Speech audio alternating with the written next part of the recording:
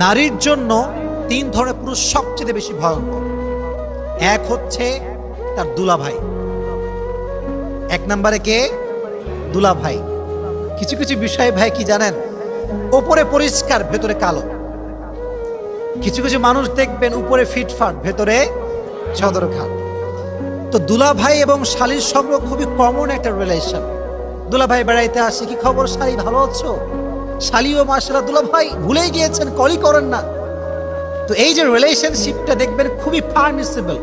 আব্বাও কিছু বলে না, মাও কিছু বলে না, আরে দুলাভাই তো বলুক, কথা, সমস্যা কি? কিন্তু এই কথা বলার মাঝ দিয়েই জেনা হয়ে যায়, অন্যায় হয়ে যায়, ব্যভিচার হয়ে যায়, ঠিক না বলেন? এক নাম্বার পুরুষ হচ্ছে দুলাভাই। এক নাম্বার কি? দুলাভাই। বোনেরা আমার, আপনার দুলাভাই আপনার জাহান্নামে যাওয়ার কারণ হবে। এজন্য দুলাভাই এবং শালীর যে মিষ্টি মিষ্টি সম্পর্ক, ফোনে ফোনে আলাপ, এটা কি হালাল না হারাম? এক নাম্বার পুরুষ, মারাত্মক ডেঞ্জারাস পুরুষ এইটা। দুই নাম্বার পুরুষ হচ্ছে আপনার দেবর। দুই নাম্বার পুরুষের নাম কি? আপনারা কথা বলেন, দুই নাম্বার পুরুষের নাম কি? দেবর।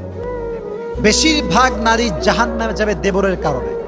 হাদিস নবীজি বলেছেন, হামু কাল মউত, মেয়ের জন্য তার দেবর